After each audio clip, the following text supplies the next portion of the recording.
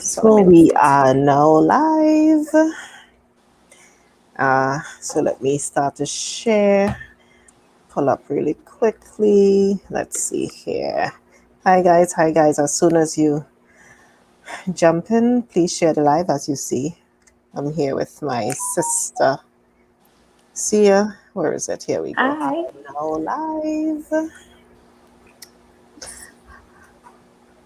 Oh, that looks really nice. So guys, as soon as you jump in, please share. As soon as you jump in, please share. We're going to be chatting about the Tobago Autonomy bills. That's what we're going to be talking about. I am just taking a little bit of time now to share the live in some of our groups. So, Sia, welcome. Hi. Thank you for having me. Yeah, this is the first time we're doing a live together. Yeah. So I am just taking the time to share in our groups, and hopefully this is it, and then I could pay attention to what we're actually doing.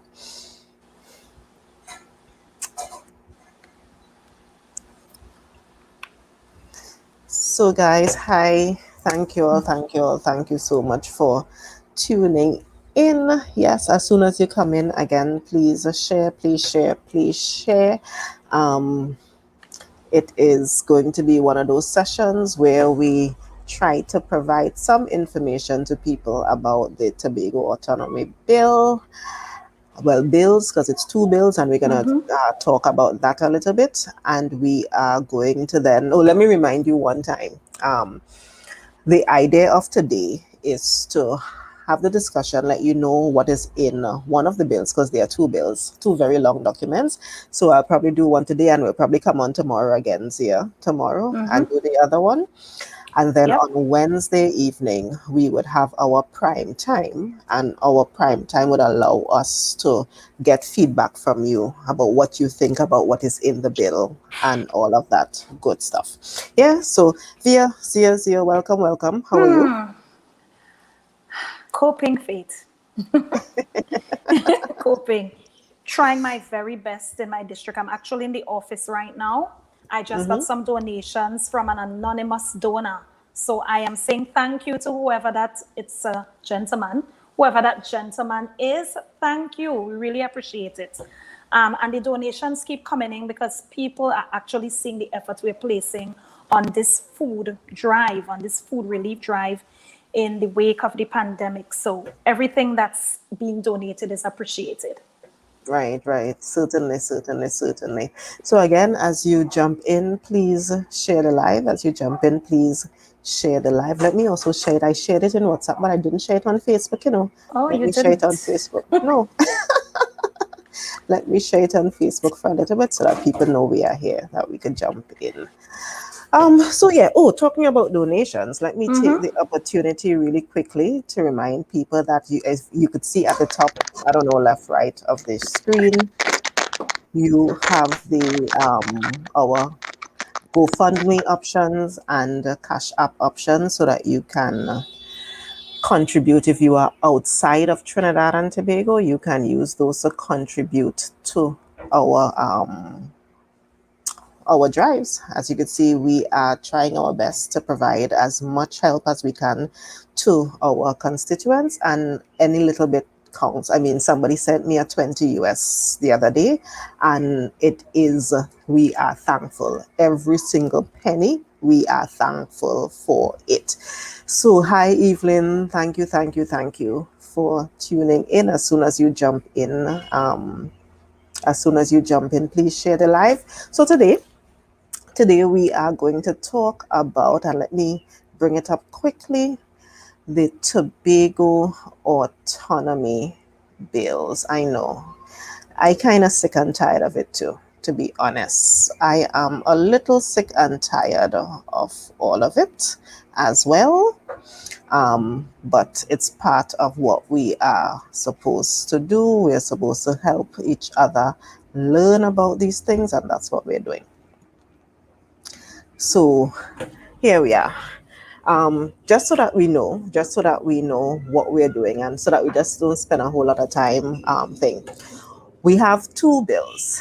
We have two bills that are being discussed. We have the Constitution Amendment Tobago Self-Government Bill, and we also have the Tobago Island Government Bill, which we will not talk about today because that's a whole other document. The idea is that you have to amend the two sets of things. You have to amend the Constitution, and when you amend the Constitution, after you amend the Constitution, we then have to amend what used to be the Tobago House of Assembly Act to create this new Tobago Self-Government Act. So that is what is happening. So that is why when we share the information, we are sharing two bills. We are sharing two bills because we need the two sets of documents, the two sets of laws to be amended. So yes, Yolanda, thank you for tuning in. Again, as soon as you tune in, please share so that we could be part of this. All right, guys. So just really quickly, let me go through. Dr. Faith, are you hearing me? Yes, I am hearing you. Are you hearing me? Okay, because I took off the headset because I'm charging, so I just Actually, I'm wanted hearing to. you very well this way, so that's fine. That Really? works. Okay, Yeah. good. But I'll just have to hold my phone. That's cool. This is the thing about technology. Eh? It is what it is. All right. So as we go along, if you have any questions, just type your questions in the comments. We would see the comments. We would bring them up. If we could answer them, we would answer them. If we can't answer them, we would let you know we can't answer them, and we would go from there. All right. Again, remember on Wednesday we have our Black Table Talk on Wednesday, and that is where we would really be opening it up for people to give their ideas the same way that the last time the JSC came and we had the Black Table Talk where we had over 200 people listening online, and then we actually had people Over join the 200 Zoom. people. Yeah. And people actually joined the Zoom and were able to ask questions over Zoom and that kind of thing. We are going to do the same thing again on Wednesday, but we wanted to make it a little bit easier for you by going through really quickly what the bill actually says, so that when you are making your comments on Wednesday, you know what you are commenting about. Yeah. Well, before we do that, Zia, you wanted to tell them a little bit about how this whole thing went down last week, how we ended up with this bill, these new bills, because by the way, these are all new bills, eh? Yeah. So this is a version we had, starting the process of draft Constitution Amendment Tobago Self-Government Bill 2020 and the draft Island Administration Bill. So this is what was presented to us. Was it about a month and a half or so ago? Yeah. Right. And so we went through it painstakingly, and we took our time to point out the parts of the bill we were not happy with. Right? We actually would have referred to previous drafts, and we spoke about the discrepancies, we spoke about the contrast, even in the bill Orville London brought in 2016, demonstrating issues when it comes to defining Tobago, when it comes to the authority we should have as an island government versus what should be dictated to us. And it's moving away from that colonial type of relationship where Tobago was deemed as a ward. And so from the first page, as soon as we opened it and we saw the definition of Tobago, an alarm went off in our heads because, listen, this seemed to be retrograde. We didn't have clear definitions when it came to our boundaries, when it came to, the limits of the coast and what we were responsible for. And we didn't only want that authoritative or administrative responsibility, right? We wanted legislative responsibility over the waters that surround our island. And so we went through this, and we would have met before the JSC. When was that, Faith? Sometime in May, like the 20th Yeah, or something. I'm trying to like remember. 2 or 3 weeks ago. Right. And so we sat in front of the JSC and we clearly indicated, what we were not happy about. And we questioned, the reasons for their thinking and the direction they were going in. And because it's a limited time, we had to actually submit, we call it written submissions. We had to submit a document of everything else we wanted to highlight. And our deputy political leader put together a really nice package of all the issues Tobagonians would have indicated they were not pleased with, including civil net, the common issues that were clearly not to our acceptance. And we presented that. And last Friday, after getting an email, and you got the email, I didn't even get it. One or two of us got it, and we realized that it was a today for tomorrow thing. So, like about after 8 on Thursday night, we received the email via Dr. Faith and Deputy Political Leader Fali Augustine that they wanted to meet with us at 3 p.m. on Friday.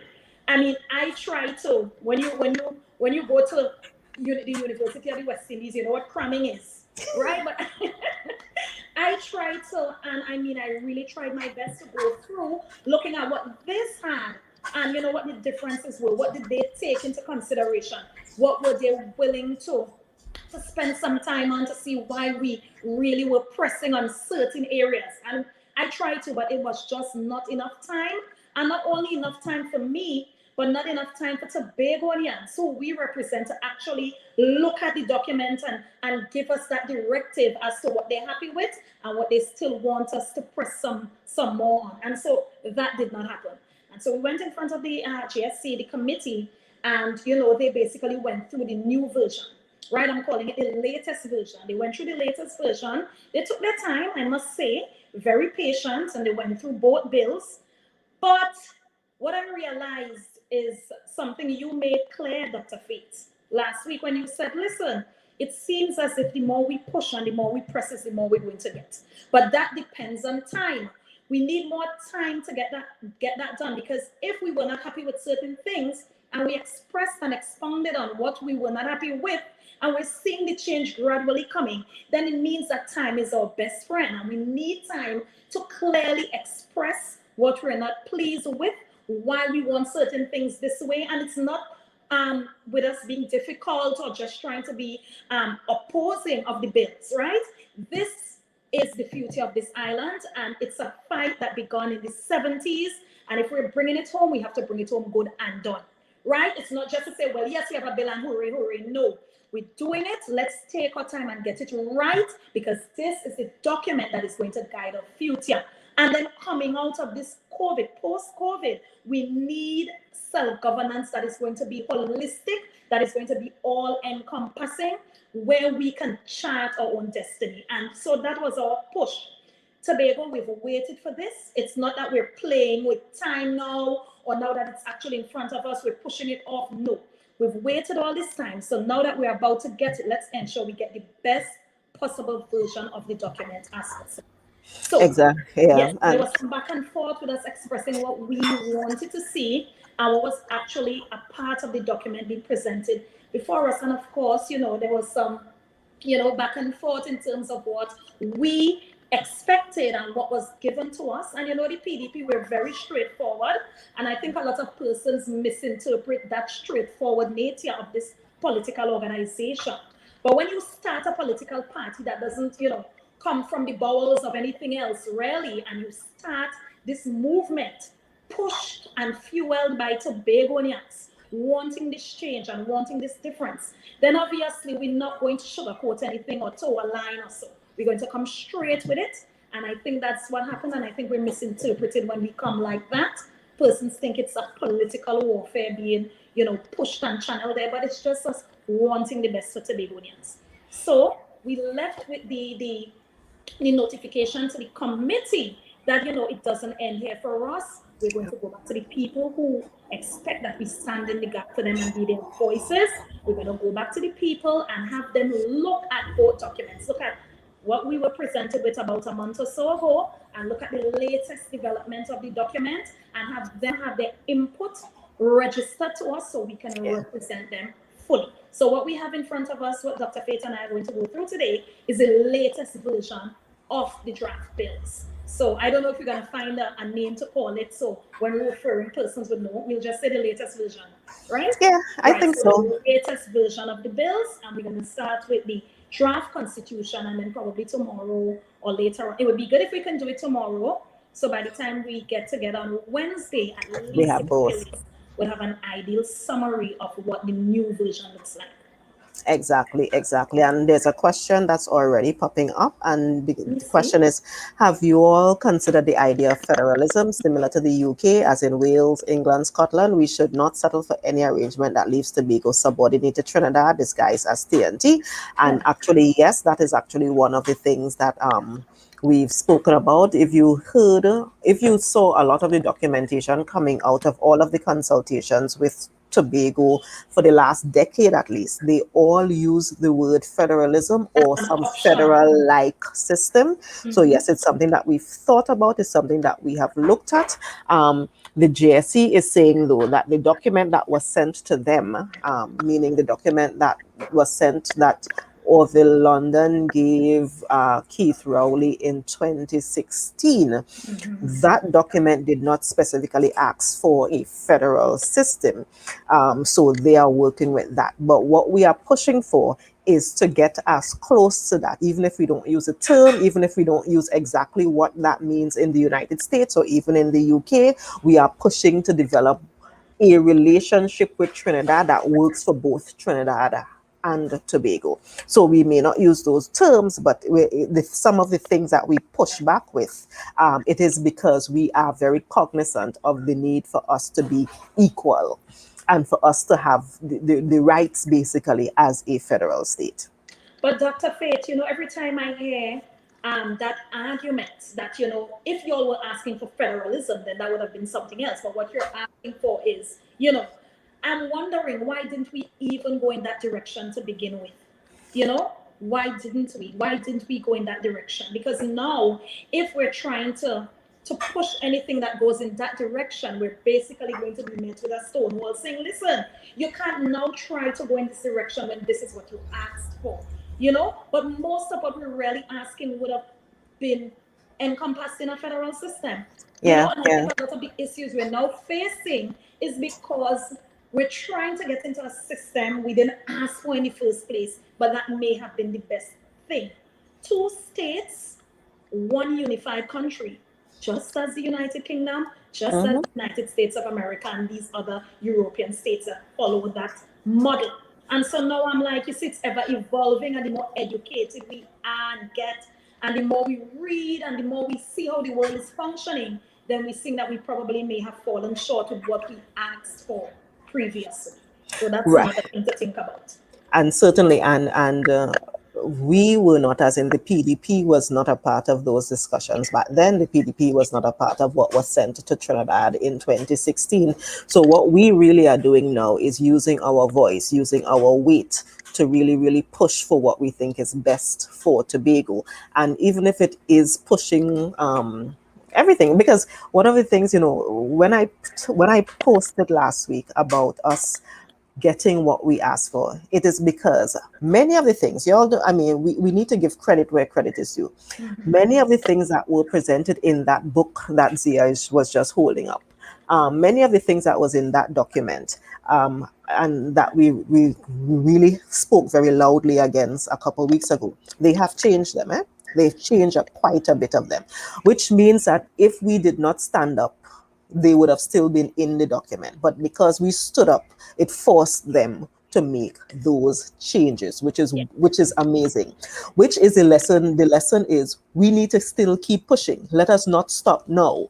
Keep pushing until we get everything, or at least 90 something percent. It's a negotiation. We may not get 100% of what we want, but don't stop pushing. That, I think, is a lesson that we have to learn right now. And that is what we are doing. We got called to this meeting Friday, and we let them know very early. You may have your very short deadline, but this is a Tobago. We are working with the people who elected us. We are going to not just use your deadline. We are going to chat with the people who elected us, ensure that they understand what's happening. We are not going to settle. Yes, I see. We are actually saying the same thing. No settling. We are not going to settle, and we are going to keep pushing. And Dr. Faith, you realize that a lot of the challenges we had with the GSC, some issues we brought to the fore, that they literally told us, listen, this is the advice we got, this is what the Queen's Counsel said, this is what the lawyer said, this is what ambassador said, and so on.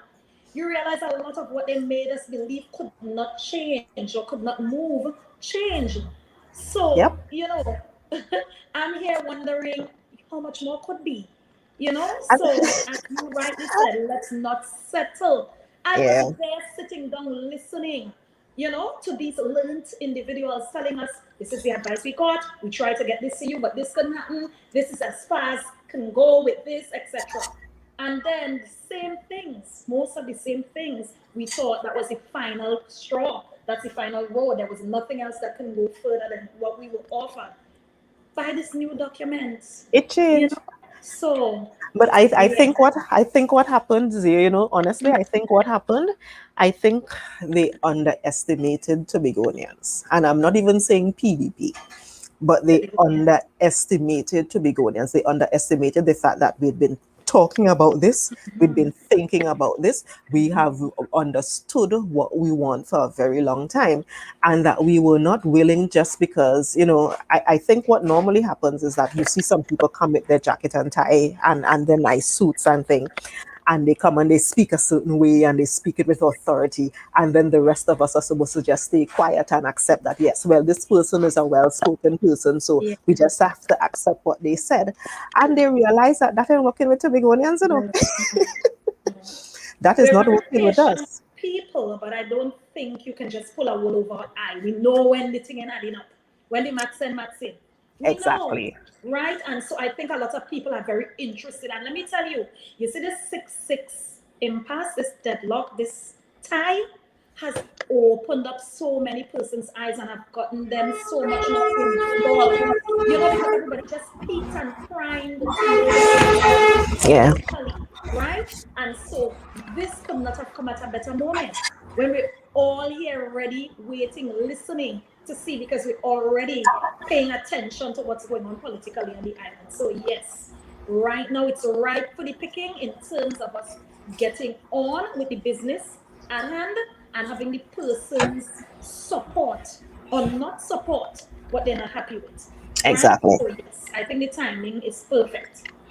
Okay, great. So let's start going through Mm-hmm. this document. It is a 29-page document, but don't worry, we're not reading every word of 29 pages. We're just really highlighting the things that are new. A lot of it is what is already in the Constitution, so they just need to add a word or two kind of thing, and we would explain as we are going along.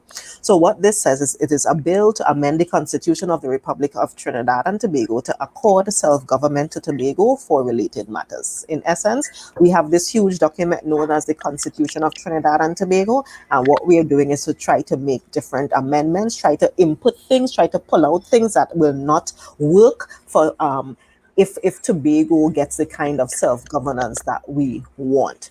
One of the things it says very clearly, and this is something that you would hear them saying, that for this to pass, they need not less than 3/4 of all of the members of the House, because it needs a special majority. So you need not less than 3/4 of the House and not less than 2/3 of the Senate.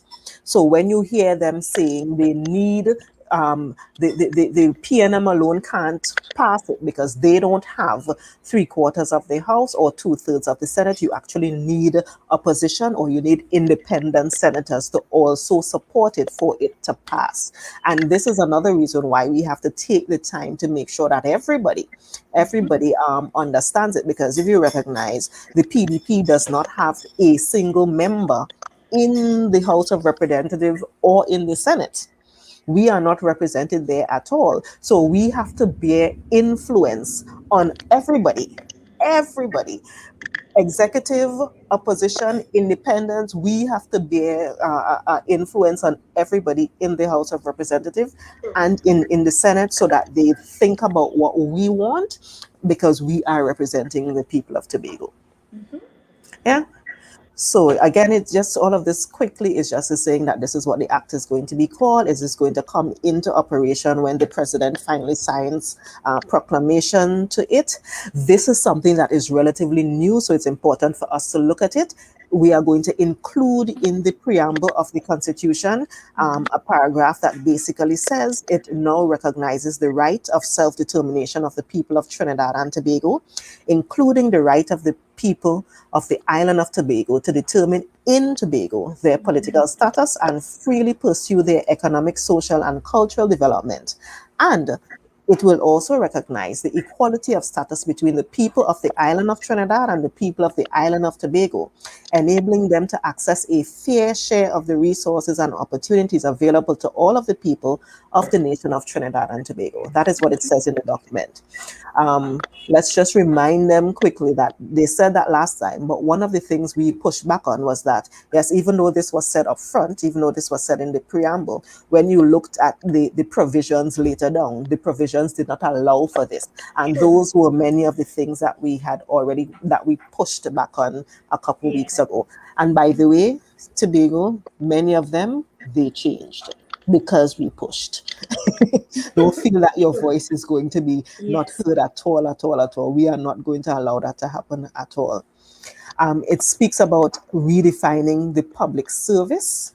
It also speaks about having this new term known as the Tobago Island Government. So if this passes and if the other document passes, we will no longer have what is known as the Tobago House of Assembly the way it was before, but we would have the Tobago Island Government. Yeah. And we would have what is known as a House of Assembly, which would be a legislative body. What does that mean? It means that we would be able to make our own laws in Tobago, and that instead of it going through the parliament to then get to the president, any law that we make in Tobago through this Tobago legislature goes straight to the president for signature. And that's one of the things that actually has changed. That would be an addition to what was in the original Tobago House of Assembly Act. So, Dr. Faith, I want you to stick a little pin here, right? Let me pretend to be, what should I call it? A student learning here with you. It's called the Tobago House of Assembly as it is right now, Tobago House of Assembly. And now they're going to substitute Tobago House of Assembly, which was only legislative and executive, right? They're going to substitute it for the Tobago Island Government. It's going to be the overarching body. Under that, you're going to have the legislature called the Tobago House of Assembly. So we'll have the Tobago Legislature, which I'm highlighting here. And then we would have the Tobago Executive Council. Right.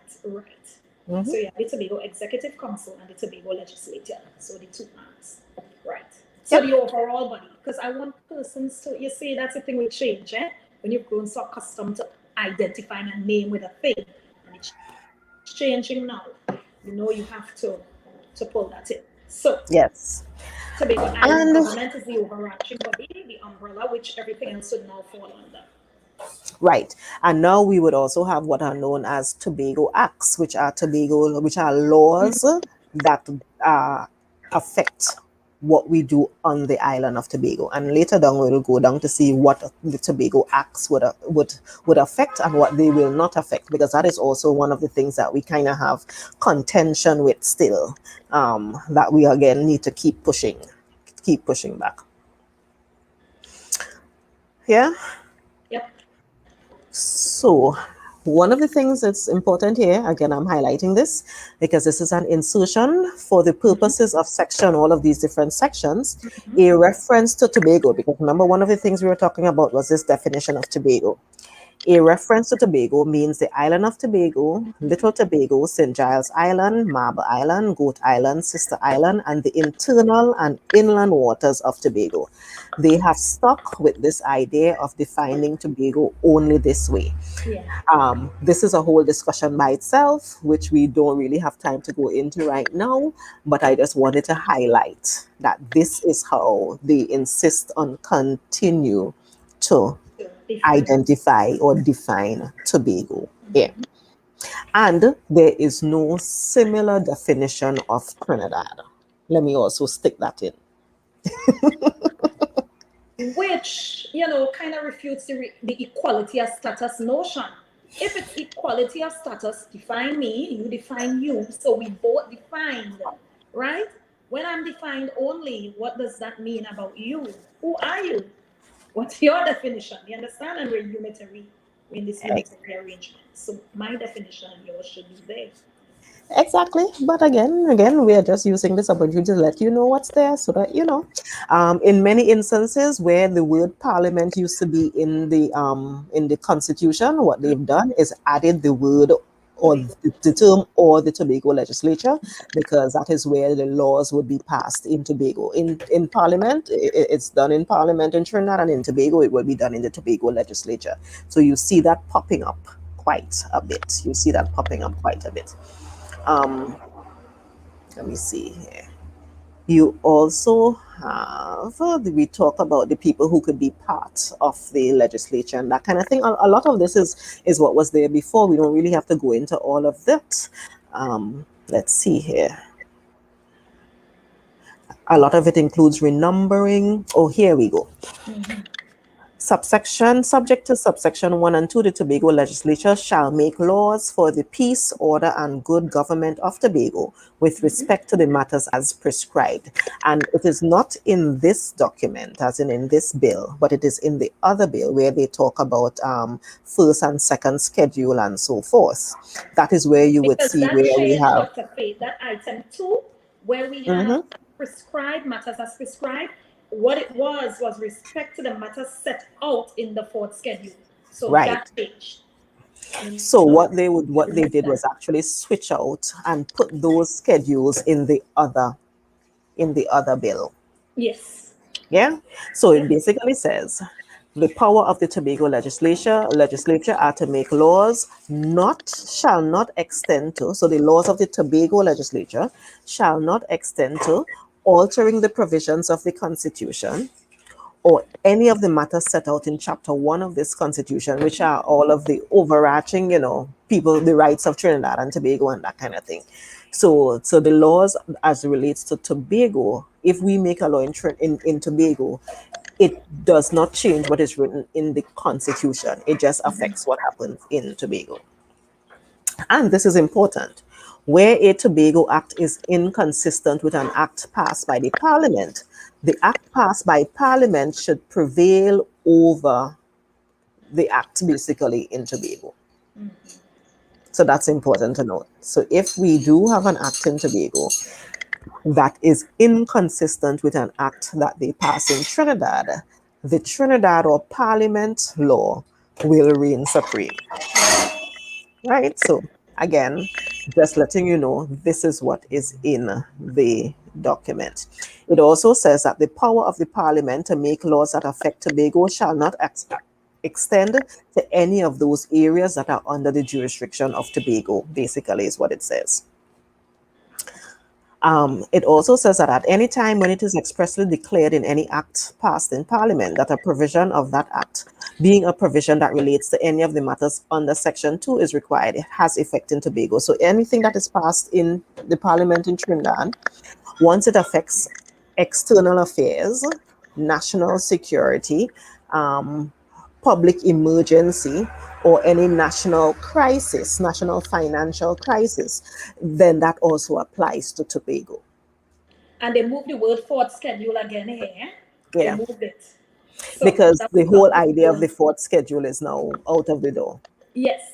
So that has been removed. So that's another change. Yeah, yeah. So basically, what this is saying is that if there is any inconsistencies again between the act in Trinidad and the act in Tobago, the one in Trinidad Trumps. takes trumps. They also said that they are going to really, really try their best to work with Tobago so that we can modify the act in Tobago to make sure that it both works together. Is basically what this part says. So let's go down a little further.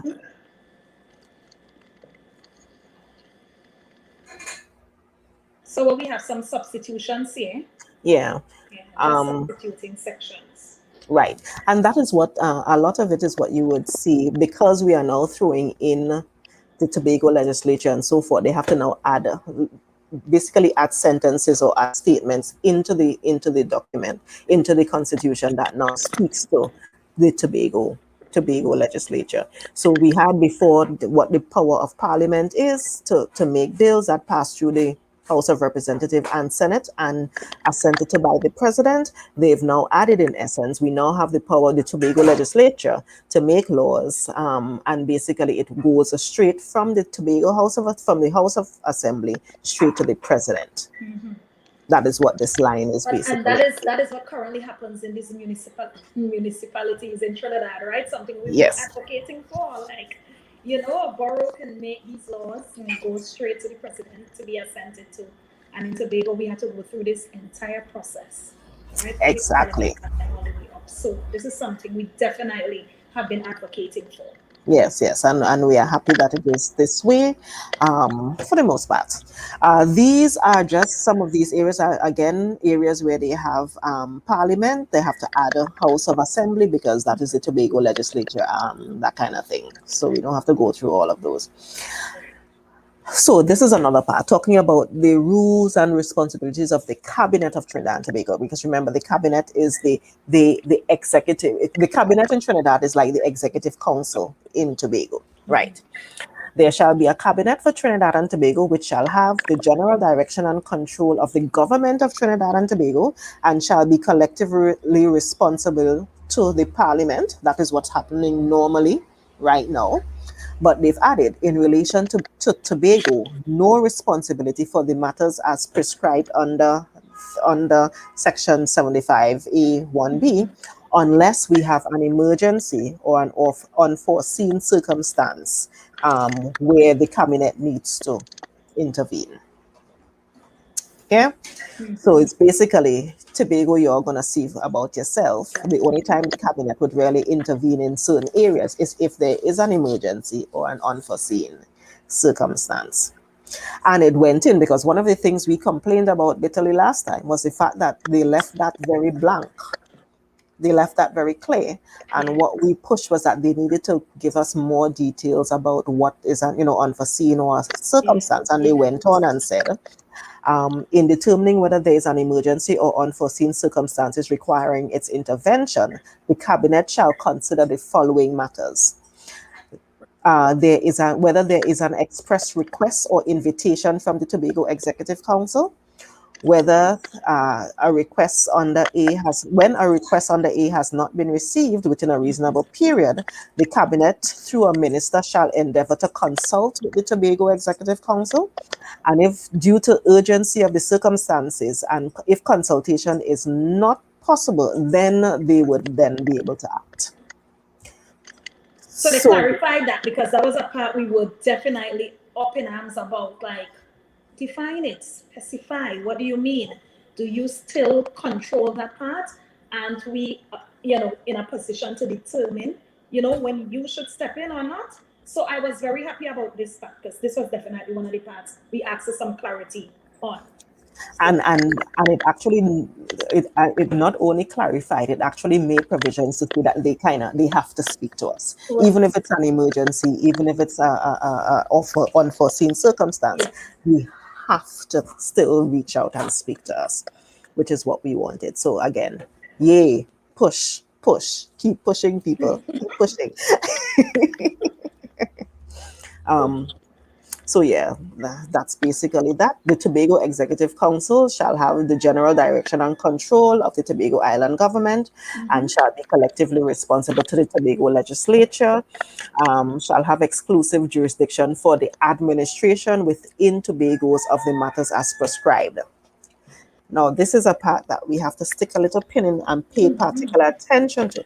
So yes, this is normal. So the Executive Council would be responsible for governing Tobago, blah, blah, blah. But you see this part here, that they will have exclusive for the administration within Tobago. And remember, what is the definition of Tobago?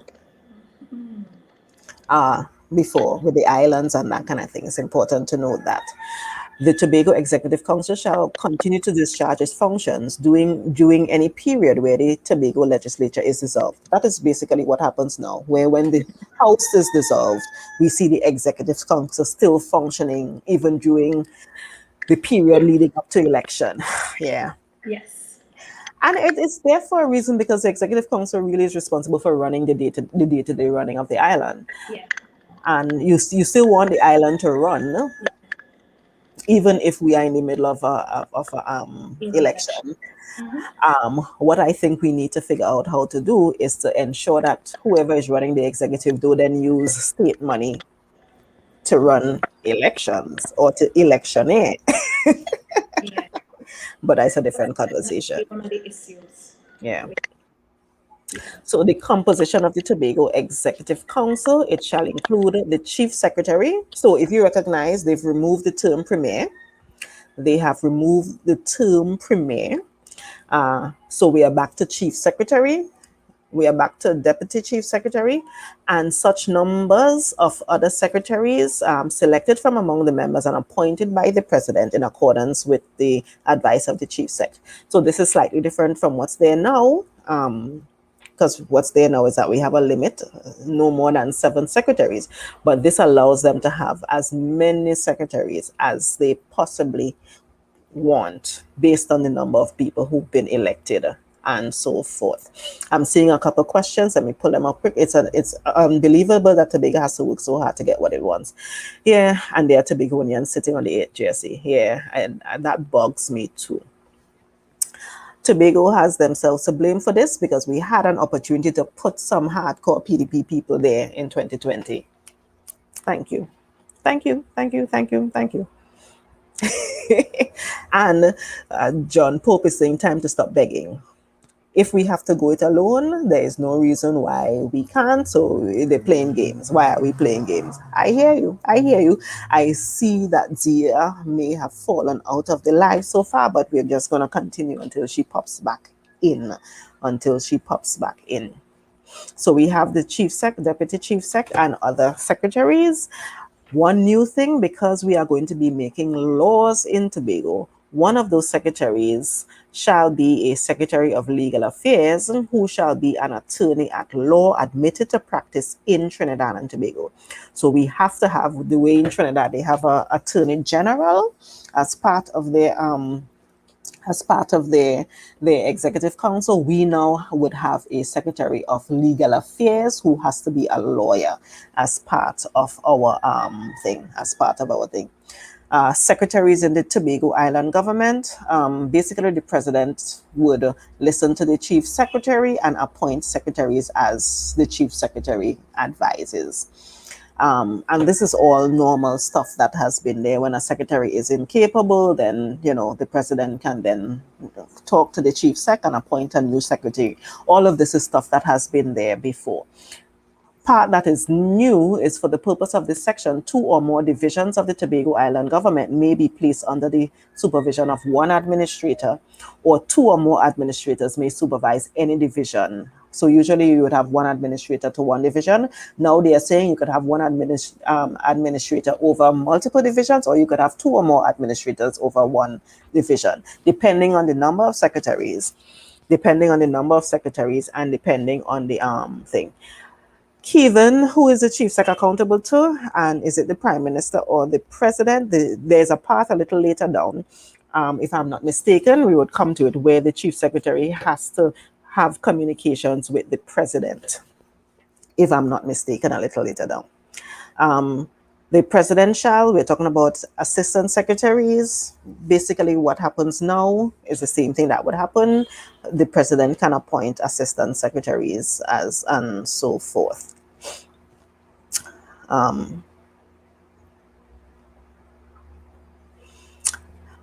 Basically, yeah. Let's see, what is this next section? This is the part, Kevin. The Chief Secretary shall keep the President fully informed concerning the general conduct of the Tobago Island Council and furnish the President with such information as he may request with respect to any particular matter relating to the Tobago Island government. So there is that. I don't know if I would use the word accountable to, because I think the Chief Sec is accountable to the people who elected him or her. But there is now this provision to have the chief sec basically speak to or report to or keep the president fully informed on matters. So that is there now. And I don't think that was there before. We now have a situation where we're talking about the Public Service Commission, and before now we have 4 nor more than 6 members of the Public Service Commission who shall be ordinarily resident in Tobago, because we'll now have a Tobago public service in essence, basically, or will have part of the public service that is responsible for doing stuff in Tobago, and these members shall be appointed by the president after consultation with the prime minister and leader of opposition, and for those in Tobago, after consultation with the chief sec and minority leader for the Public Service Commission. So there is that. I still don't fully understand, honestly, how this is going to actually work out. I honestly don't understand. It's one of the questions we asked before and we did not get an answer. And I don't know that anybody has the answer for that just yet. I honestly don't know. I don't know what is the answer. I don't know is the answer.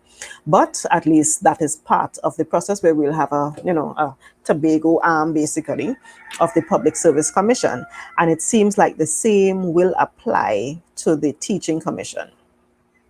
We have here, before the Public Service Commission makes an appointment in Tobago to the office of Chief Admin Administrator, to a head of department, or to a Chief Professional Advisor, they shall consult with the Chief Sec.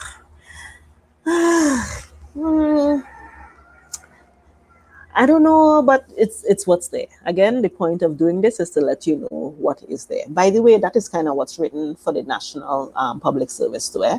Any what do you call them in Trinidad?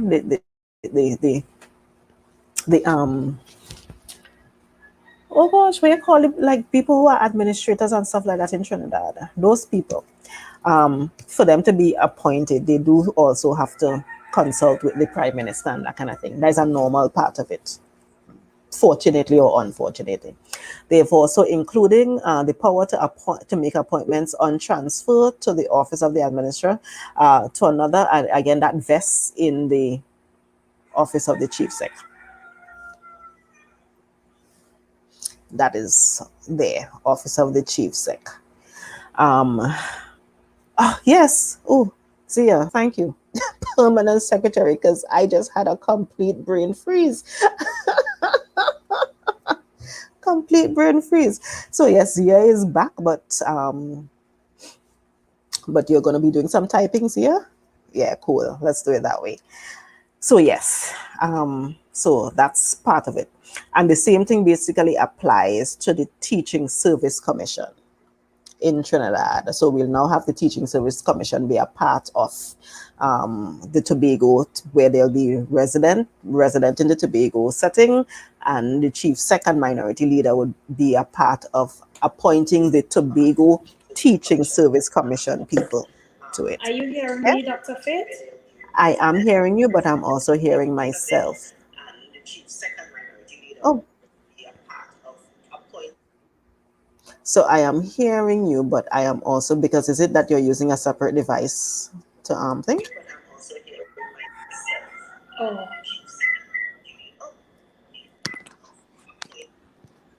So I am hearing you, but I am also. So what I'm going to do is mute you for a little bit until we figure out what's happening, because I am also hearing me. Yeah? Sounds good now, actually. You want to talk? Let me hear you. Let's make sure that there's no. Right, good. So we're good. We're back. Perfect. Thank you much. Are you hearing me now? Yeah, I'm hearing you perfectly. Okay, good. Cool. So, okay, so now let's go. So before all of that was public service, teaching service. So we'll now have part of the public service basically stationed in Tobago, part of the teaching service basically stationed in Tobago. Now I understand that that is because we want to have the Tobago appointments done quickly and so forth, and let's hope that it works the way it should. The part about the chief secretary and the minority leader being a part of the appointment, that is basically how it is in Trinidad, where the prime minister and the opposition leader is part of the appointment and that kind of thing. So it's very similar. It's mirroring what is happening in Trinidad. We're now talking about the Tobago Legislature, which is the part of the Tobago, the House of Assembly that will now have law-making powers. There shall be a Tobago Legislature, which shall consist of the President and the House of Assembly. So the Tobago Legislature includes the President, because remember, the President has to assign, proclaim, assent to whatever the House of Assembly votes on and passes on in terms of laws. The Tobago Legislature shall have power to make laws for the peace, order, and good government of Tobago. A law enforced before the coming into force of this section shall continue to apply to Tobago until such time as it is replaced by a Tobago Act. Until any existing law in relation to matters of Tobago is replaced by the Tobago Act. So in essence, whatever laws we have now in Trinidad and Tobago, those laws will stay in place. So even if this comes and even if this passes, those laws will stay in place until we decide to do a new law, if we want a new law about that particular issue in Tobago. So that is what that is. A Tobago Act shall have effect in Tobago. Again, remember that definition of Tobago. Remember that definition of Tobago. So this is what we're talking about. The Tobago Act shall has effect in Tobago. And when we started quite up, we spoke about the fact that the Tobago that they are talking about is the island of Tobago, Little Giles, blah, blah, blah, but it does not include any waters around the island, not even the 6 nautical miles that we have. No, according to the Tobago House of Assembly Act, even though in the Tobago House of Assembly Act that we have now, we did not have, law-making powers the way we have law-making powers here. So what this is saying, I want you all to be very, very clear about this. And Assemblyman Farley used the example this morning with Buko Reef. He said that when we look at the other bill, which we look at tomorrow, we would have administrative control over Buko Reef. But not legislative control. Not legislative control, not legislative control. And that is a critical issue. As a matter of fact, I think it is so critical, it is worth me marking this page as page 12 and going back up to page 1 or 2, where it gives us the definition of Tobago, so that those who may not have been on before would see exactly what I'm talking about. So you're going to get a little bit of whiplash because I'm flinging it like crazy. And here we are. Oh, where it is? Did I pass it? Here. For the purposes of section 5375, 75A and chapter 11A, a reference to Tobago means the island of Tobago, Little Tobago, St. Giles Island, Marble Island, Goat Island, Sister Island, and the internal and inland waters of Tobago. Right. So let me go back down now to page 12, where we stopped.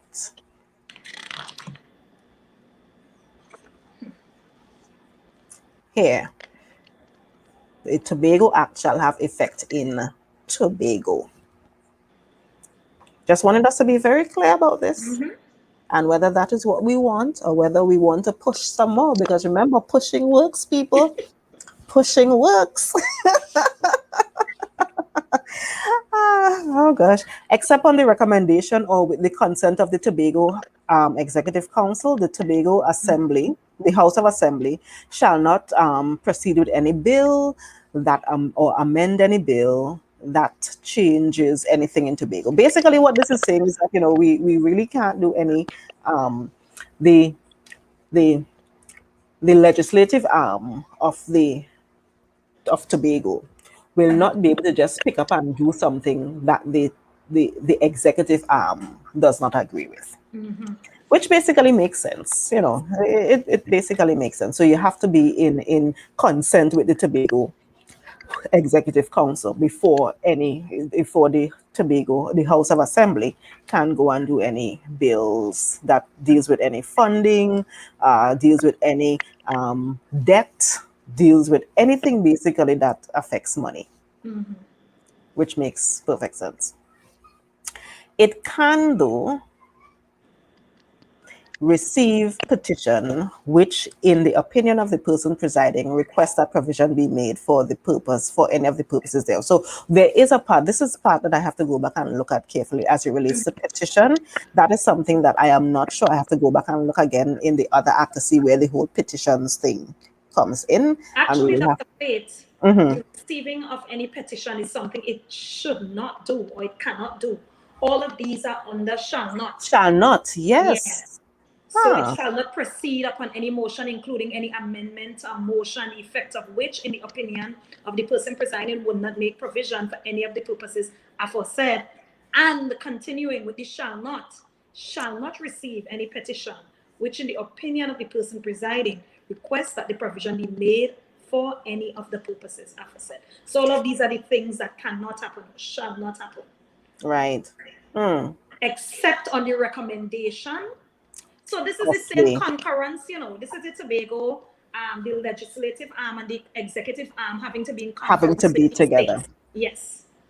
So they have to work in tandem with one another for these things to actually to actually go before the Assembly Legislature. I guess that makes sense, I guess. In this section of public bill, which in the opinion of the presiding officer in the Tobago Legislature contains only provisions dealing with all or any of the following matters. We're talking about imposition for the payment of debt or other financial purposes, a money grant of money to Tobago, appropriation receipts, audit of accounts for public money, raising or guarantee of any loan, or any other matter really referred to as a money bill. So anything relating to money, known as money bills. It says the presiding officer in the Tobago Legislature contains only provisions dealing with those things, dealing with money bills. What is it saying about it? I don't understand that part. I don't.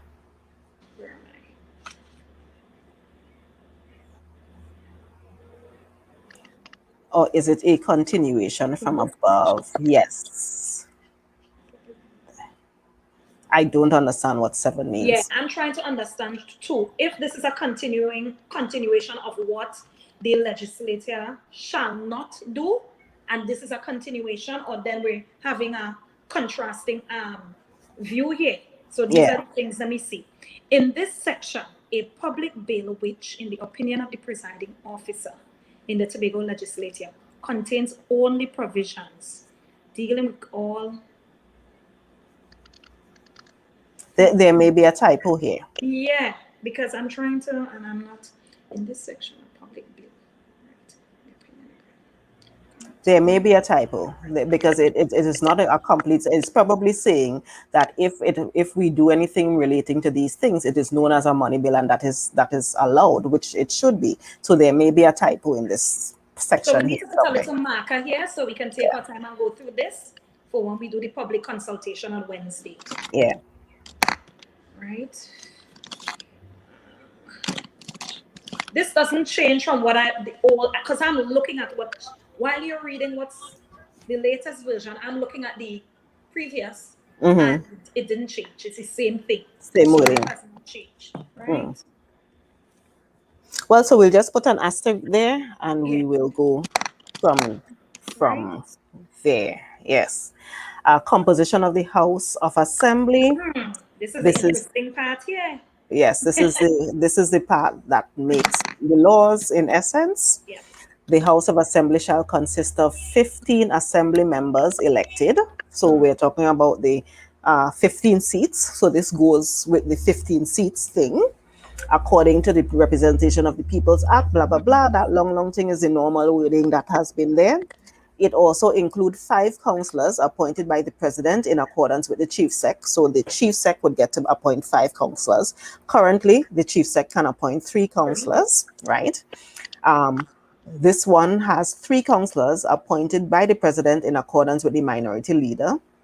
So we have 5 councillors appointed by the chief sec, 3 councillors appointed by the minority leader, and we still have the part about 2 councillors appointed by the president in his, and I really wish they would say his or her discretion, from outstanding persons resident in Tobago from economic or social or community organizations or other major fields of endeavors. So basically, these are like the independent senators that the president appoints in Trinidad. But it's amazing, right? That upper house, lower house system, right? The bicameral system we had advocated for, many voices advocated for, was shelved, right? Swept under the carpet.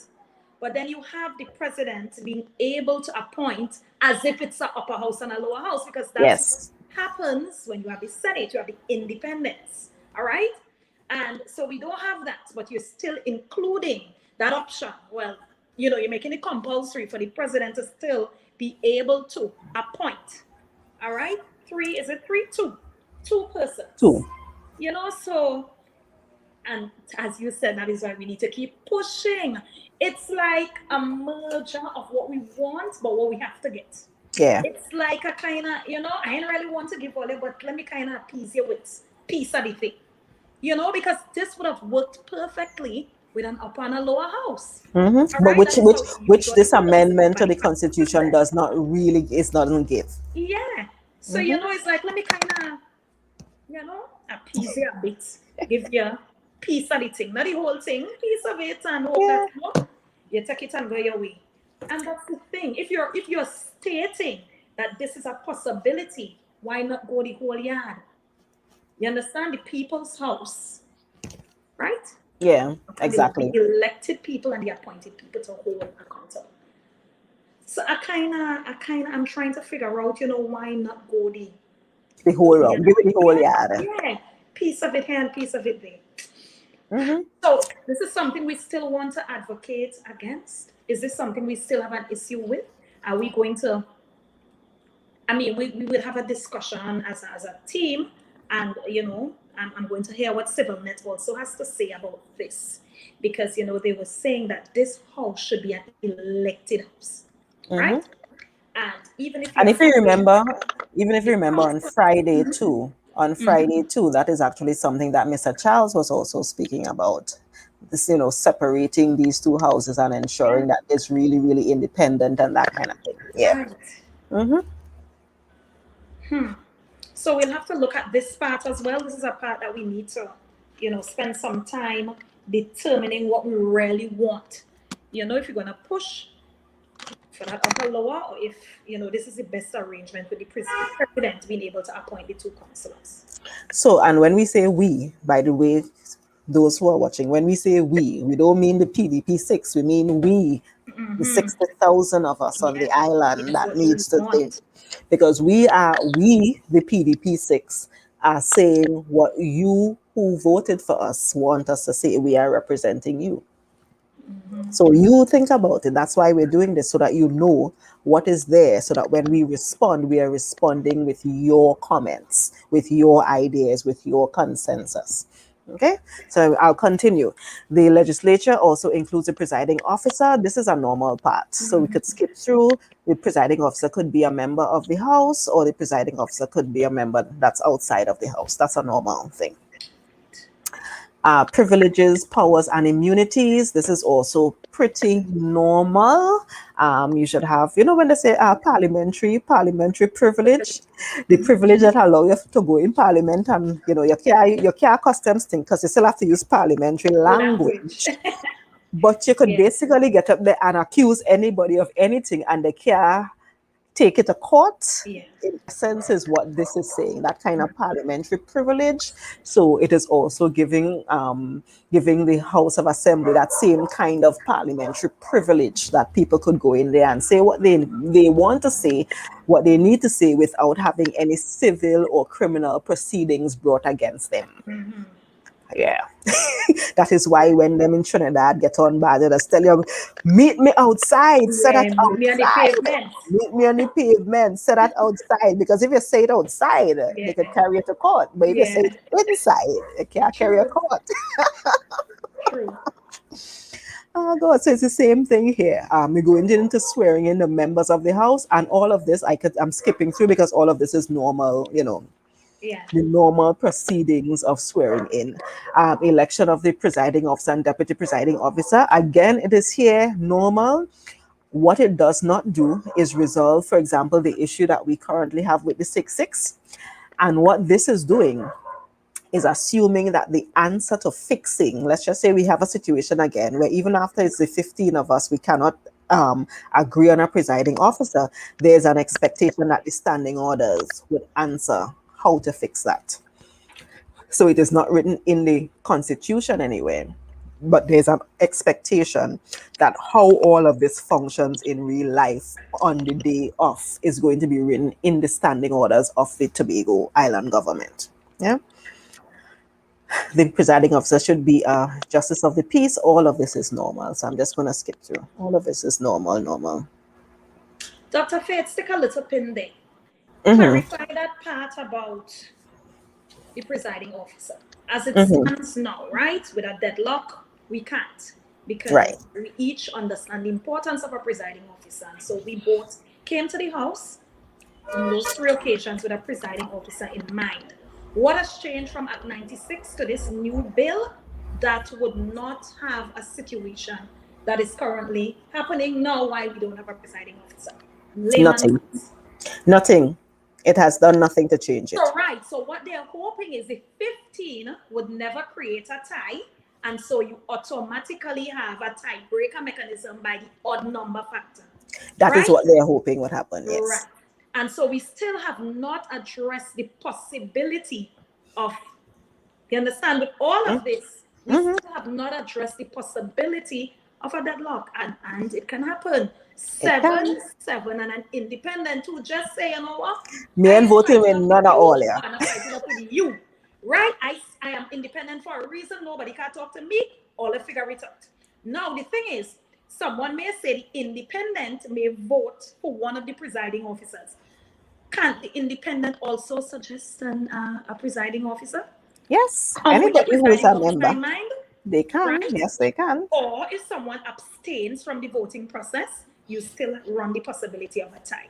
So with all of this, we still have not really and truly determined, or there's no determination of a tiebreaker mechanism to even deal with the selection of a presiding officer. So we may go through all of this and end up in a case just like this. Yes, same even number, it's an odd number, but the possibility. So why not foolproof the thing to ensure that no matter how it goes, there is a way to?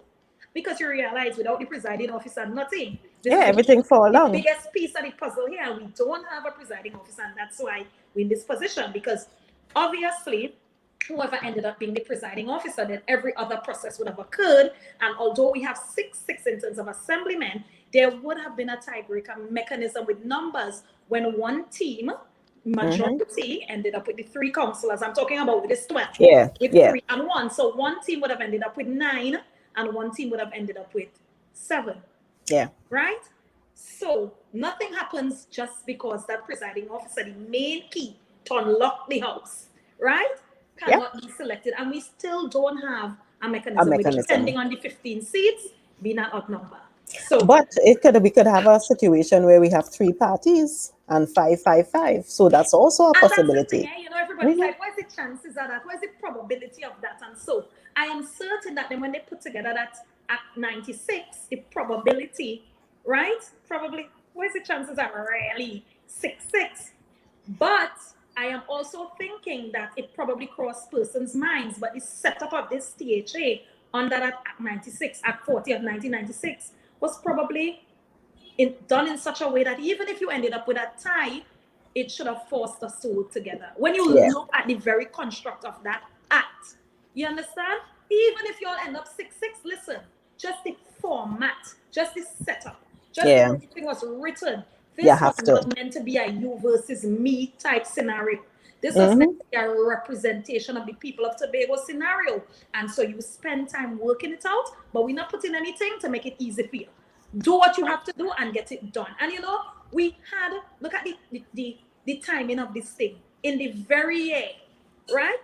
we were supposed to go, well, the GSC is finishing up their report and we're going before the House now to debate this autonomy that we've been fighting for so long. Yeah. This is the exact year we ended up with us pushing the limits of the Act 40 of 1996. Every limit, you know? And I'm like, what's the What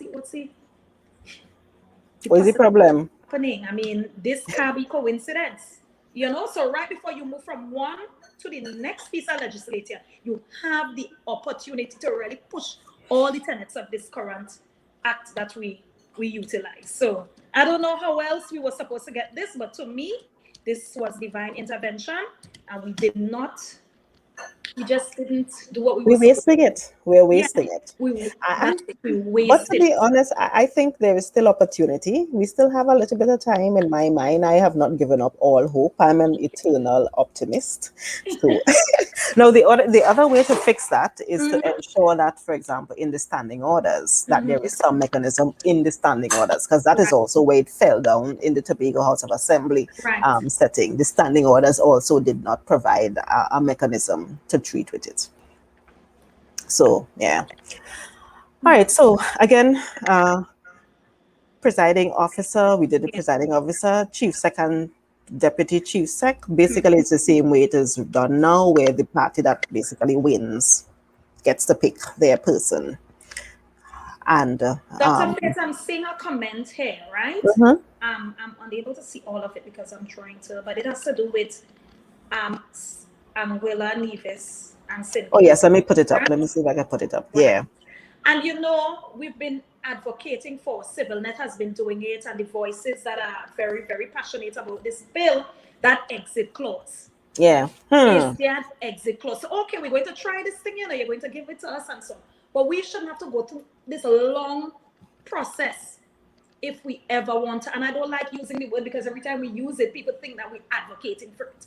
But secession, if we ever decide, listen, we've tried it this way, we've tried it that way, we're going down this way. Is that and it just now work? Yeah. I have not. Does the current bill have an exit clause, Dr. Faith? Not as far as I have read. No, not as far as I have read. There is no exit clause at all here. Not as far as I have read. So again, Tobago, push. Push. Yes, keep pushing. Like phrase, Tobago, push. And you know what push can be the acronym for, right? They spray until something happens. Something happens.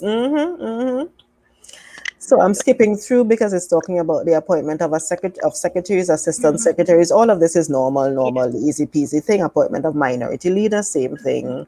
What happens if they resign? Appointment of all of those things. Temporary appointments. This is something that we've never really used before, and I honestly don't know what are the provisions. No. But there is a possibility for a councillor, if a councillor is incapable of doing his or her functions because he's sick or absent from Trinidad and Tobago, that the president can actually appoint a temporary councillor. That is a provision in this. There was no provision before, right? I don't think so. Where an assemblyman was incapable or incapacitated from performing functions, like what happened with Mr. Hilton Sandy, right? You know? So, yeah, with that we just have to basically. But this is what currently happens in the parliament. So this in the is parliament. Yes, this is including it in the Tobago scenario, which is good because that's always one of the concerns. If someone is saying what happens, you know, in that position, especially. But this is for a councillor. But this is specifically for if it is for an assemblyman, it goes through the same process where they have to have been absent for a certain amount of time for the seat to be declared vacant and all of that stuff. So it's the same process that is there now. From Act 40 of 96 is the same thing. No, it's the same thing. Yeah. Motion of no confidence, again, all of this is the same that's been before. We could actually say a motion of no confidence against the chief secretary and so forth. I wonder why they reverted to chief secretary after they were lauding this premier name. Because we pushed. And premier is all over, and now we see chief secretary. Because I think many people who made comments, who made written presentations, actually spoke about that, meaning that is not something that we wanted. So why are you pushing it? What is the big deal with the name, though? Yeah, chief secretary. I mean, if you're still going to have secretaries, I mean, you know, changing the name to me was inconsequential. Exactly. So yeah, her qualifications to be a member, these are all the same according to what is written in the Representation of the People Act. You have to be a citizen, you have to not be bankrupt, you have to not be mentally ill, which this one I kind of have a little issue with, because the range of mental illness now is very wide. So that I have a little issue with that, but that's a bigger issue. You cannot be under sentence of death, um, or serving any sentence exceeding 12 months. All of this is exactly what is written in the current Representation of the Yeah, People. Dr. Faith, there was a little challenge Mm-hmm. with one of our members when he was running for the seat, you remember?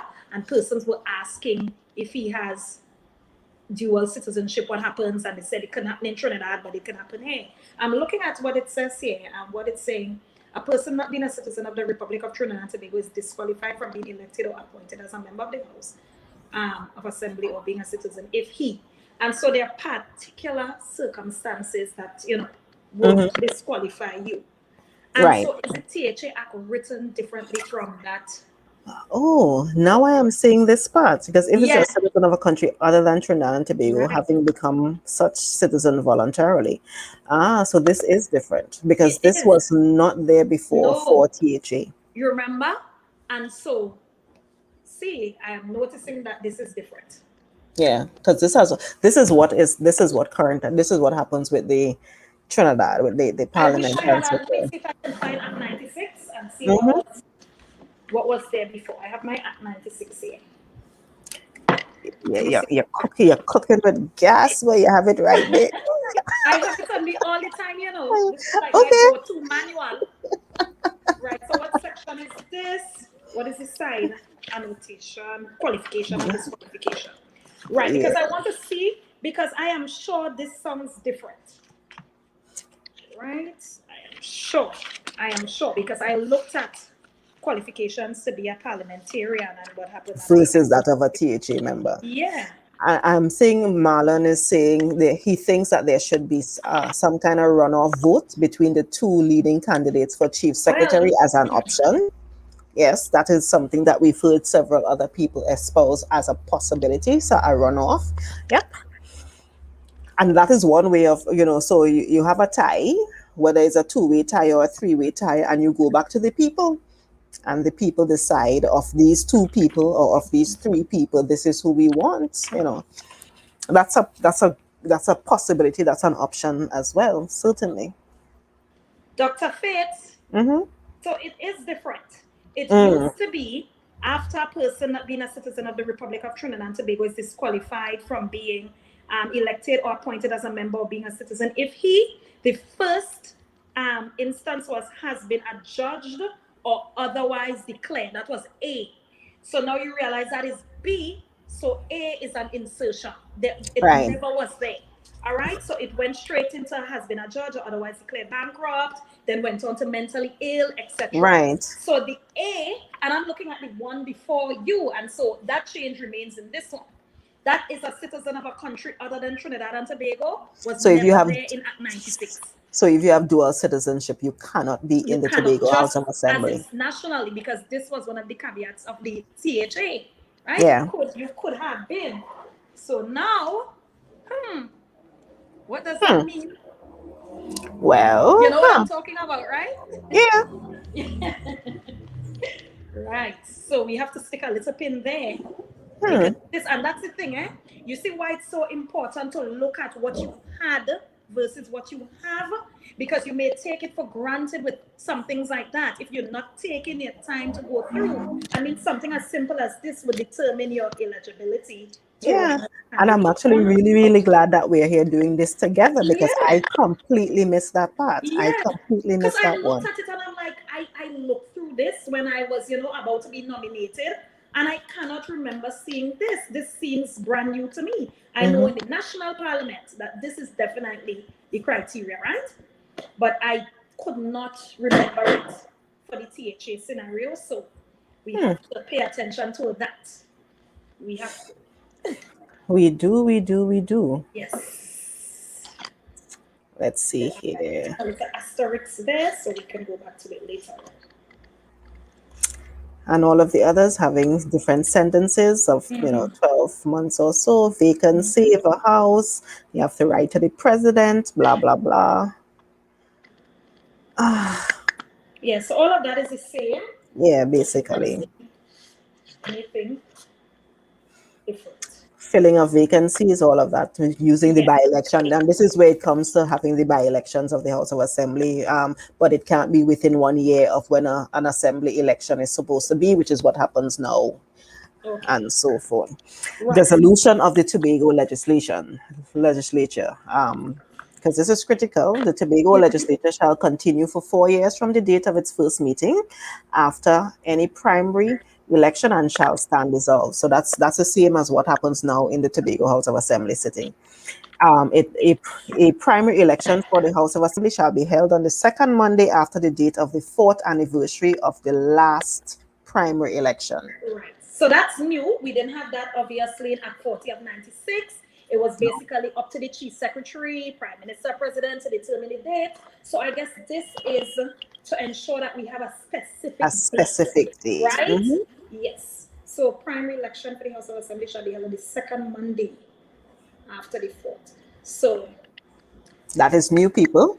Is this what you want? Is this, or do you want the Chief Secretary to keep having the dates in their back pocket? It's up to us. And it says here where the date is a holiday or a general election, the primary election shall be the week following, which makes sense. Right. So you can actually look into the future and know the election date and prepare and plan for that. It's not a surprise.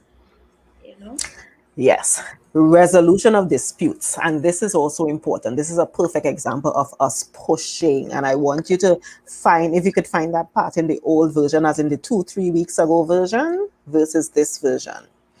There shall be, where there is a dispute between the government of Trinidad and Tobago and the Tobago Island government, both parties to the dispute shall make every reasonable effort to resolve the dispute by means of mechanisms and procedures provided or adopted for that purpose, and shall exhaust such mechanisms and procedures before it reaches court. Understandable. You ain't trying to run to court for every little thing. Now, this is the critical part. The Dispute Resolution Committee. This is one of the things where even at the last public consultation of the GSC, I actually stood up and spoke about this one because I did not like the composition that was in the 2 or 3 versions. It was cabinet heavy. It was cabinet heavy, and they have since changed it. It is now the committee would have 2 members appointed by the Prime Minister, 2 members appointed by the Chief Sec, and 1 member appointed by the President in consultation with the Prime Minister and the Chief Sec. Right. Who shall be the chairman? So it is this independent person that the President appoints after consultation with both the Prime Minister and the Chief Secretary, who will be the chairman of this Dispute Resolution Committee. Right. I have to give them props for that because it used to be Prime Minister who shall be the chairman, right? The Premier, who shall be the Vice Chairman, 2 persons from Cabinet, and 1 person from the Tobago Executive Council. So that's a major change, and we're here for it.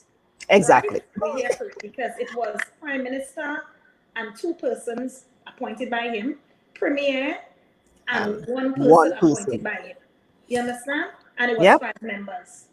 So, and now it's 5 members again, but 2 appointed by the Prime Minister, 2 appointed by the Chief Sec, and a joint independent President, Prime Minister, and Chief Sec. All right. And that person is the chairman. That sounds more like a real dispute resolution committee. Tobago, this is a perfect example of what you need to do to push, because this is what we pushed for. By the way, I need to let you all know right now that we need to push for a similar change to be made for the Fiscal Review Committee, because you still have the Fiscal Review Committee, which you're not seeing in this document. It is in the other one. That Fiscal Review Committee is still very, very cabinet heavy, and it needs to also be changed. True. Yeah. So let me go through again. This goes through the whole process of how to do under the Act 40 of 96. What was the DRC? Who comprised the DRC? It looked very much like what is written in this document now. Right. So why did they change? Why did they go so far from? You know what I think it is? Yeah. Let me be 100%. I think they honestly thought we would not have read the documents. Honestly, they thought we would not have read them and we would not have picked up on these little things that are huge. Hello, with people like Dr. Vanish James and Dr. Winford James and these kind of meticulous people paying attention. Nah, man. That's why I tell them need them match with this one. Really? And I'm telling you, when you look at Act 40 of 1996, it resembles this in terms of the sharing of the committee, you know, the powers being shared on the committee. This one was so far removed from what we wanted. You understand? So, yes, I am Yep. happy. And basically, this is the end of this document because it Yeah. now goes into the different oaths that you have to take. So when you go and you put up your hand before the president, an oath as an assemblyman, and oh, by the way, we are now assembly members. We are Yeah. no, we well, when this is passed, whenever it is passed, and Yeah. when we make the So it's not changes, a man time, it's is no wondering why assemblyman she be again. woman.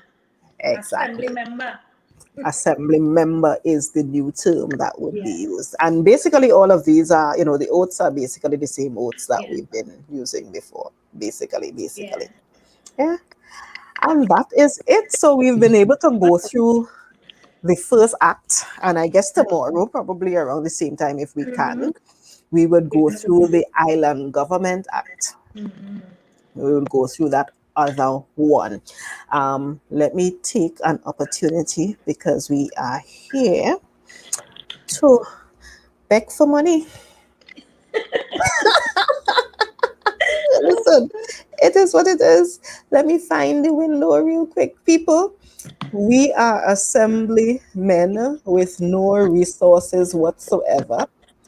And because we have no resources whatsoever, we have to beg and borrow because we will not steal. Yeah. So if you have people who are outside of Trinidad and Tobago primarily, we have set up mechanisms to have them donate to us via GoFundMe and Cash App. So if you know anybody outside of Trinidad and Tobago who has GoFundMe accounts or Cash App accounts, these are mechanisms that they could use. I've set it up so that I could collect. And if it is, you're sending $100 for Zia, you just need to tell me this $100 is for Zia, and I would ensure that Zia gets you $100.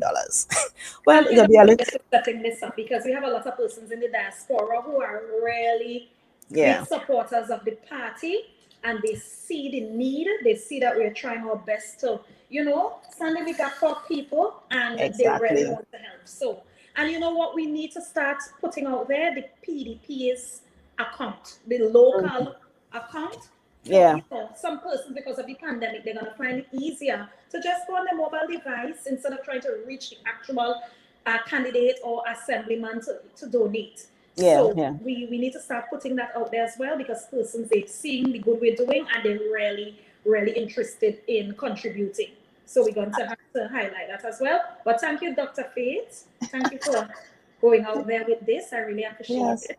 And yes, the yes, fact yes. that And you're we going need to the help. include all of us Yes, in this. we need the help. We've also started identifying people, for example, who would be willing to donate every month, even if it's a small contribution that you're making every month, if you could commit to giving, if it's $100 every month, so that we know that we at least getting a $500 and Yeah. that we could use it for different things. Because by the way, all the hampers that we're giving out, it is because we are getting contributions from people for those hampers, or we are taking money from our own pockets for those hampers. That is how we're doing it. I mean, or as like some of us, and they shall remain nameless, going through their own pantry Oh my gosh. and finding this and finding that and making hampers for people. That is what we've been doing, guys. Yeah. That is what we've been doing. You know, for some So strange reason, Dr. Faith, every time I think, well, oh my gosh, this is it. I don't think anybody else is going to come because people haven't had, even the people who are contributing, we have to find a way to relieve them because I mean, how much can you give? yeah, It's it's going to run out at some point or the other. But every time I'm wondering where else can the help come from? It just happens. I don't know. It just happens, and I'm not worrying anymore. I'm not. I'm I've not reached either. a point where I know it's going to be all okay. It's going to work out. We're going to get the help, and so I'm just living by faith right now. Exactly. Jali is asking, he said he think he heard in the news report about 8 nautical miles. Was that added or were you mistaken? And let me explain that one real quick. So we will see that 8 nautical miles in the In the next document one. in the next one. And it is actually when we went to the meeting on Friday, they said that they had a discussion Friday, because remember the document came out on Thursday night, right? They had a discussion on Friday and they decided miraculously to change that 8 nautical miles to 11 nautical miles. But it is only for administrative control of the Tobago. The Tobago government, island government, would have administrative control over 11 nautical miles. So even though the document says 8, they met and they decided on Friday that the 6 that was illegal, the 6 that we had before that was illegal 2 weeks ago, is now 8, and it could be 11. Yeah. Overnight, eh? Overnight. Because I Overnight. mean, when we brought it up, yeah, what kind of quotes from this one and that one, why not possible? But within an overnight period, the 6 hours illegal could be 8 and then switch to 11. So you see why the pushing had to happen?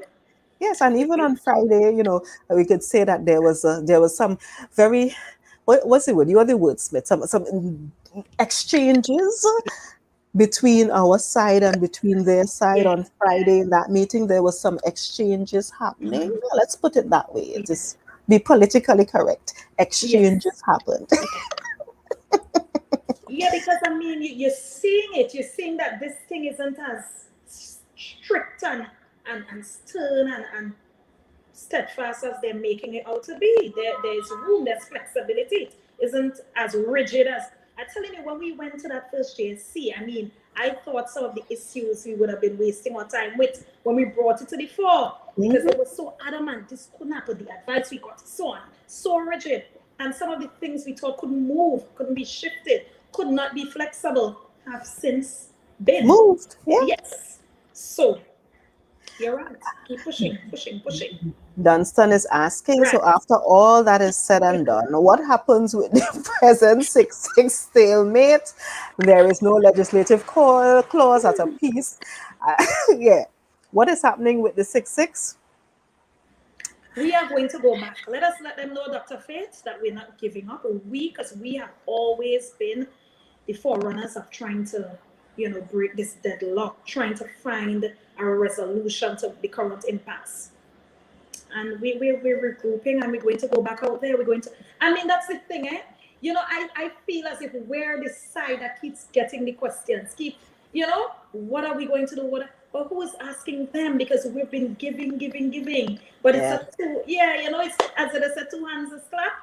I mean, if we give and they're not receiving, or they're not willing to meet us at the table for us to come to some kind of resolution, that's what we need, then we can't force them to come. Who is holding them accountable to come? We've been ready from before the Prime Minister's meeting at Magdalena, and then from then on, we've always been the first at the table. And even if you're not happy with what we're bringing, well, you bring something, and let's sit and say, this, we could give this, and let's negotiate. And I always say, you see, after that swearing-in ceremony, we should have been reporting to that house.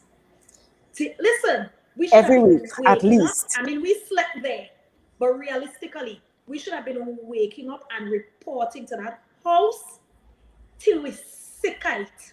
And I think it's in that moment we would have really, and I mean, I am not trying to be fanatical or trying to be, unrealistic, but I'm thinking that the intention of that act was to ensure we work things out. And it's like a puzzle, it's like a mystery, and you have to find a clue and unlock the secret passage. And I'm thinking the key to it is collaboration. That is why the act was written in that way. There is no loophole. You can't get away from it. You have to collaborate. You have to sit down and work it out. And we should have been reporting there, going there every day till we're fed up, till we're tired. You understand? But it is so, I don't know. We have been trying Tobago, and I want you all to understand that and be real and be very, very honest. It has to go both ways, and it has not been. So no matter what we present, if they are not at least sitting down and hearing us out, then what can we really do?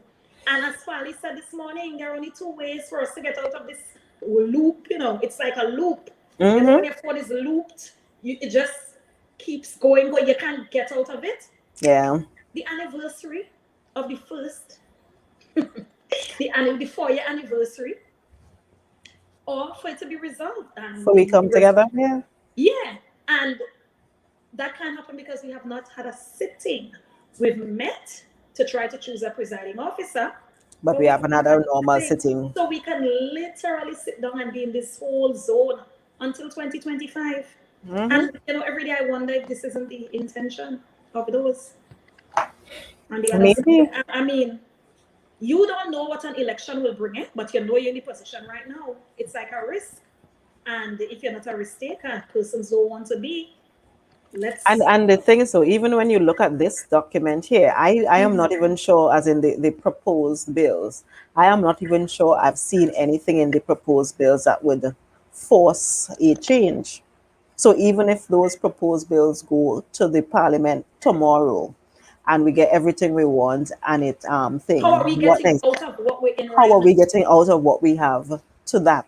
I am not seeing it written anywhere. So we still have to come together. The architects of this Act 1996 knew what they were doing, Dr. Faith.